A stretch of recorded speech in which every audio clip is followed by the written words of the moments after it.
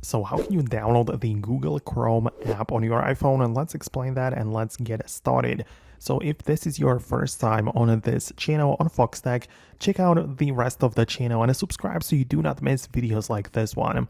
So of course you don't have to stick with the Safari web browser only, because you can explore your app store and literally look up Chrome. You can just find it like that and just download it as any other application. So click on the get button, double press the side button to confirm, and of course authenticate yourself, and the app will be installed on your iPhone. So you can look it up like that, start using it, you get inside, and of course it's a web browser from Google, so you don't really have to use Safari anymore, right? But there's one more thing you might need to do in order to replace Safari altogether, and that is to choose the Chrome to be the default main browser.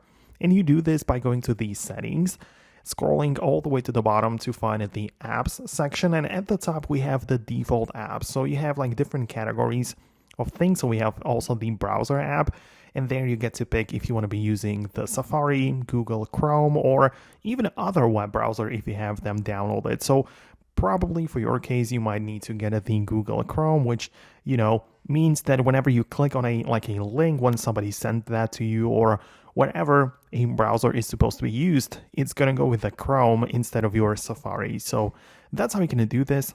Most definitely let me know in the comments below if you managed to set that up. In case of any questions, leave them there as well.